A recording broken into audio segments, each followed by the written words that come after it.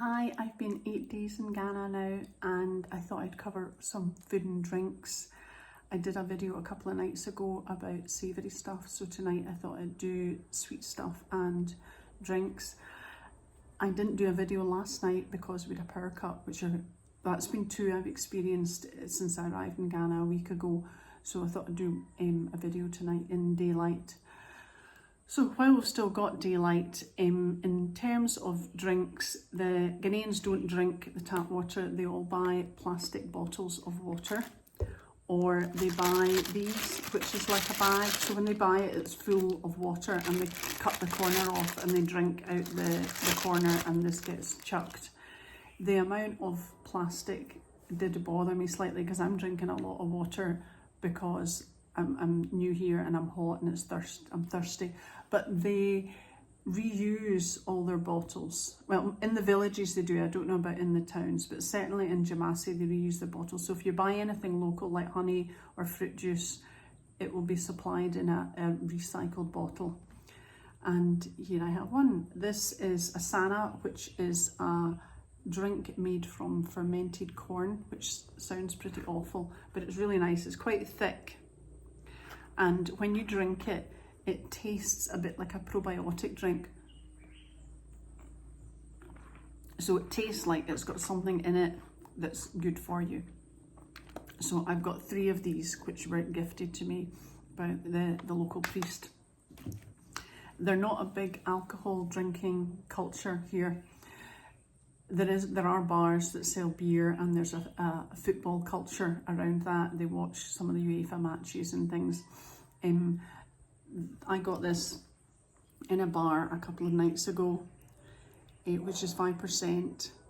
It costs 67 pence for this, so it's very cheap.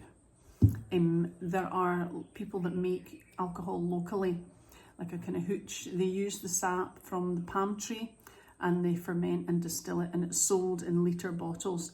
And when I was out visiting a family, I didn't want to drink it, but I wanted to smell it, and it smelled like pure ethanol, and apparently it is 100%. It smells like something you clean your drains with. But it's drunk locally, it's made and it's sold at the roadside. Sometimes they put herbs and leaves and things in it for medicinal purposes. They don't have a big coffee and tea culture here. They drink this, which is Milo, which is hot chocolate, and it's very popular, which they have instead of tea and coffee. And biscuit and cake wise, they eat a lot of fruit here because the fruit is grown locally. So pineapple, papaya, avocado, mango, banana, these all grow all in the fields around Jamasi, so they are readily available and everybody buys them, and that is what people would have as a dessert. Being British, I wanted something a bit sweeter than that, so I went out and bought these biscuits last night, and I'd had them before and I'd bought 2. But last night I asked, the lady said, how many would you like? Because they're so loose.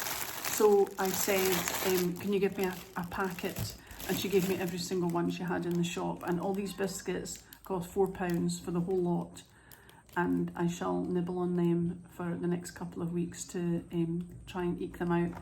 I did go into a shop to try and buy biscuits, and I bought this, which was, I can't remember how much it was a few pounds, which was very disappointing because it wasn't like shortbread. There was no sugar on top and they were quite thin, and there was only 8 biscuits in this packet. So that was a lesson learned. So you can, and if you've got a sweet tooth, Ghana is fine because you're either going to have fruit or you can buy locally made products. So I've not done too badly for the first week in terms of keeping my sweet tooth satisfied.